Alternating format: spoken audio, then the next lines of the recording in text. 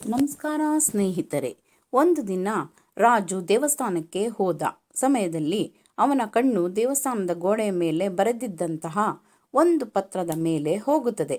ಆ ಪತ್ರದಲ್ಲಿ, ನನ್ನಲ್ಲಿದ್ದ 25 ರೂಪಾಯಿ ಈ ದೇವಸ್ಥಾನದಲ್ಲಿ ಕಳೆದು ಹೋಗಿದೆ.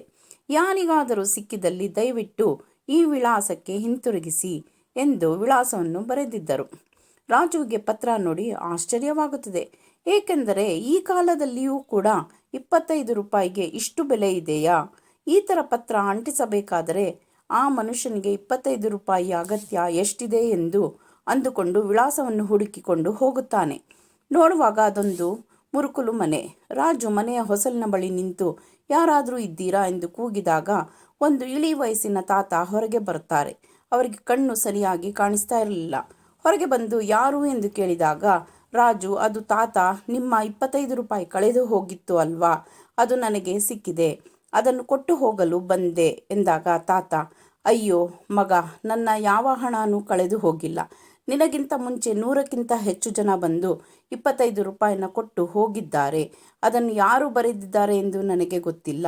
ದಯವಿಟ್ಟು ಆ ಪತ್ರನ ಹರಿದು ಬಿಡು ಎಂದು ರಾಜುವಿಗೆ ಮನವಿ ಮಾಡುತ್ತಾರೆ.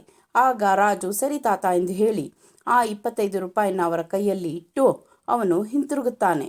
ಹಿಂದೆ ಬರಬೇಕಾದರೆ ಗೋಪಾಲನಿಗೆ ಅನಿಸುತ್ತೆ, ತಾತ ಹಣ ಕೊಡಲು ಬಂದ ಎಲ್ಲರ ಬಳಿಯೂ ಆ ಪತ್ರನ ಹರಿದು ಹಾಕಿ ಎಂದು ಖಂಡಿತ ಹೇಳಿರುತ್ತಾರೆ.